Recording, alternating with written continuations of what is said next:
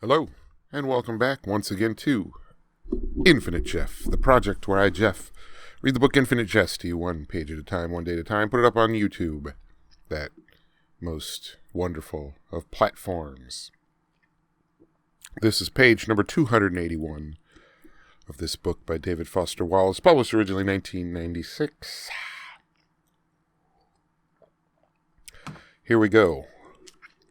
Big, real big mistake. Peace on earth, goodwill toward men, says Gately, back on his back, smiling at the dun, cracked ceiling. He's the one who'd farted. All right, we got a section break. Here we go. More tennis stuff, so yay. But it's only like a page, and 2 pages. Here we go. They returned from Long Island bearing their shields rather than upon them, as they say. John Wayne and Hal Incandenza lost only 5 total games between them in singles. The A doubles had resembled a spatter painting, and the B teams, especially the distaffs, had surpassed themselves. The whole PWTA staff and squad had to sing a really silly song.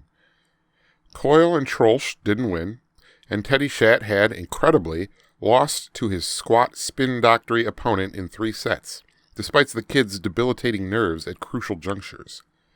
The fact that Schatt wasn't all that upset got remarked on by the staff. Schatt and a conspicuously energized Jim Trolsch rallied for the big win in 18A No. 2 dubs, though. Trolsch's disconnected microphone mysteriously disappeared from his gear bag during post-double showers, to the rejoicing of all.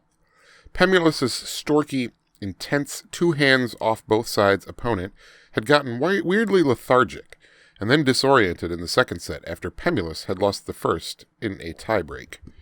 After the kid had delayed play for several minutes, claiming the tennis balls were too pretty to hit, PWTA trainers had conducted him gently from the court, and the Peemster got VD, which is Junior Circuit argot for a victory by default. The fact that Pemulus hadn't walked around with his chest out recounting the win for any ETA females got remarked on only by Hal and T. Exford. Schatt was in too much knee pain to remark on much of anything, and Shit had ETA's Barry Loach inject the big purple knee with something that made Schatt's eyes roll up in his head. Then during the post-meet mixer dance, Pemulus's defaulted opponent ate from the hors d'oeuvres table without using utensils, or at one point even hands, did a disco number when there wasn't any music going, and was finally heard telling the Port Washington headmaster's wife that he'd always wanted to do her from behind. Pemulus spent a lot of time whistling and staring innocently up at the prefab ceiling. The bus for all the 18's squads was warm, and there were little nozzles of light over your seat that you could either have on to do homework or shut off and sleep. Trolsch, left eye ominously nystagmic, pretended to recap the Days' match highlights for a subscription audience, speaking earnestly into his fist. The C-team's Stockhausen was pretending to sing opera. Hal and Tall Paul Shaw were each reading an SAT prep guide. A good quarter of the bus was yellow highlighting copies of E.A. Abbott's Inescapable at... Okay, that was page number 281. I don't know if I said that before. 281.